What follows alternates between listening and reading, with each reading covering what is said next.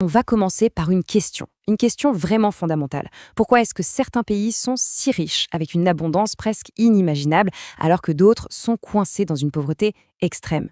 C'est un des plus grands mystères de notre monde. Et pour y répondre, il faut prendre un peu de recul et regarder la vue d'ensemble. Alors, regardez bien ces deux photos. À gauche, ce que mange une famille britannique en une semaine. Et à droite, la même chose pour une famille au Tchad. Le contraste, il est brutal, n'est-ce pas? Et bien sûr, ce n'est pas juste une histoire de nourriture. C'est une image directe, sans filtre, du fossé économique mondial. Et si les images sont parlantes, attendez de voir les chiffres. On parle de 253 dollars, contre à peine 1,62 $ pour la même période, une semaine. Ce sont deux réalités économiques qui n'ont absolument rien à voir. Et cet écart, ce n'est pas juste une statistique, ça définit le quotidien de millions, de milliards de personnes. Et voilà, ça, c'est la grande question. Comment est-ce qu'on en est arrivé là? Comment peut-on expliquer une disparité aussi folle? Ce n'est évidemment pas le fruit du hasard. Il y a des mécanismes, des systèmes, toute une histoire derrière. C'est ce mystère que les économistes essaient de percer depuis des siècles. Ok alors, pour mener l'enquête, on va se mettre dans la peau de détective. Et notre tout premier enquêteur, eh bien, il faut remonter jusqu'au XVIIIe siècle pour le trouver. Lui, c'est Adam Smith. En 1776, dans un monde en pleine ébullition, il publie un livre au titre très explicite, Recherche sur la nature et les causes de la richesse des nations.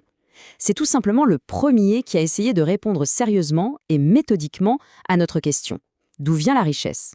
Et Smith nous donne un premier indice majeur, une idée qui va absolument tout changer. Il parle d'une main invisible.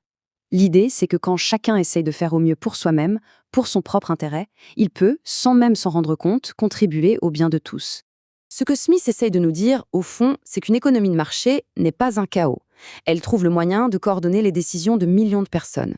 La quête de l'intérêt personnel, quand elle est encadrée par le marché, peut générer une prospérité collective. Voilà, en quelques mots, la théorie de la main invisible.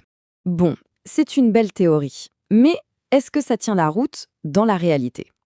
Pour le savoir, il faut regarder les preuves, les chiffres et voir comment cette histoire de la richesse a vraiment évolué à travers le temps. Il y a un fait absolument essentiel à comprendre. Pendant des milliers d'années, le progrès économique a été quasi nul. La pauvreté, c'était la norme pour tout le monde. C'est seulement très récemment, à l'échelle de l'histoire, qu'on a vu ce qu'on appelle la grande divergence. Quelques régions du monde ont littéralement décollé. Et cette histoire est pleine de retournements de situation. Au XVIe siècle, par exemple, l'Italie était bien plus riche que l'Angleterre. Au XVIIe, l'Inde et l'Allemagne étaient au même niveau. Et regardez le Japon. La richesse par habitant a été multipliée par 18 en à peine un siècle. Ça prouve bien que la richesse des nations, ce n'est pas quelque chose de figé. Ça bouge, et parfois très vite. Mais très concrètement, qu'est-ce que ça change, cette richesse? Prenons la vie de Ntabizeng, en Afrique du Sud rurale, et celle de Sven, à Oslo. On parle de 30 ans d'espérance de vie en plus. Un risque de perdre son enfant qui est 24 fois plus faible. 10 ans d'école en plus. La richesse économique, ça se traduit directement par des vies plus longues, en meilleure santé et avec plus d'opportunités. Jusqu'ici, on pourrait croire que l'histoire est simple. L'intérêt personnel guidé par la fameuse main invisible crée de la richesse. Mais voilà, l'économie est pleine de surprises. Parfois, une décision qui semble parfaitement logique pour une personne peut se révéler catastrophique si tout le monde la prend en même temps. Alors, petite expérience de pensée. Imaginez que des rumeurs de crise économique commencent à circuler. Quelle est la réaction la plus rationnelle pour chacun d'entre nous? Mettre de l'argent de côté, bien sûr, au cas où. Mais que se passe-t-il si tout le monde pense pareil au même moment? C'est là que le piège se referme. C'est ce qu'on appelle le paradoxe de l'épargne. Les gens épargnent, donc logiquement ils dépensent moins. Si tout le monde dépense moins, les entreprises vendent moins. Si elles vendent moins, elles produisent moins et finissent par licencier. Au final, le geste de prudence individuelle a aggravé la crise pour tout le monde. Et la leçon à retenir, elle est là. L'économie dans son ensemble n'est pas juste l'addition de millions de décisions individuelles. Il y a des dynamiques de groupe, des effets inattendus qui apparaissent. Parfois, la main invisible semble se gripper. Pour comprendre ces phénomènes à grande échelle, comme les crises ou la croissance sur le long terme, il faut changer de perspective. Il faut arrêter de regarder chaque arbre et commencer à regarder la forêt. C'est précisément le rôle de la macroéconomie. Pour bien voir la différence, c'est simple. La microéconomie, c'est le zoom. Elle s'intéresse aux décisions des individus ou des entreprises. Est-ce que je devrais faire des études? À quel prix vendre mon produit? La macroéconomie, elle, c'est le plan large. Elle s'intéresse au chômage, à l'inflation, à la croissance de tout un pays. Donc, pour résumer, La macroéconomie, c'est l'étude de l'économie vue du ciel. Elle analyse les grandes forces qui touchent des millions d'entreprises, de consommateurs et de travailleurs en même temps. C'est l'outil qu'il nous faut pour comprendre des choses comme le paradoxe de l'épargne ou la richesse des nations. Mais attention, la macroéconomie, ce n'est pas juste une théorie pour universitaires. Non, non. Elle est au cœur des débats et des décisions politiques qui ont des conséquences très concrètes sur nos vies. Voyons un peu comment cette théorie passe à l'action. Cette image de la Grande Dépression des années 30, elle a été un électrochoc. Le chômage de masse, la misère généralisée, tout ça a montré que les économies n'étaient peut-être pas si autorégulatrices que ça.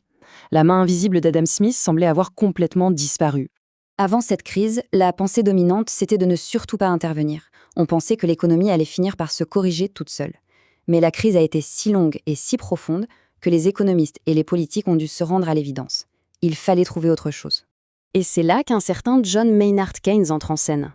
En 1936, il avance une idée révolutionnaire. Les crises ne sont pas une fatalité, elles sont dues à un manque de dépenses dans l'économie. Et, point crucial, le gouvernement peut et doit faire quelque chose pour relancer la machine. Il a 2 outils pour ça. La politique budgétaire, c'est-à-dire jouer sur les dépenses de l'État et les impôts, et la politique monétaire, qui agit sur les taux d'intérêt. C'est la naissance de la macroéconomie moderne. Aujourd'hui, la macroéconomie, c'est la langue qu'utilisent les gouvernements et les banques centrales du monde entier.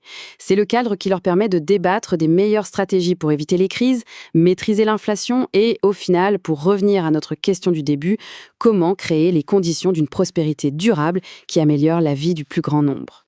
Et tout ça nous laisse avec une dernière pensée. On a développé des outils d'analyse incroyablement sophistiqués depuis Adam Smith. Et pourtant, des crises éclatent encore, les prévisions se trompent souvent et les débats politiques sont féroces. Si la macroéconomie nous donne une carte, pourquoi est-ce encore si compliqué de naviguer dans l'économie mondiale? C'est peut-être la question qu'on explorera dans une prochaine analyse. Merci de votre attention.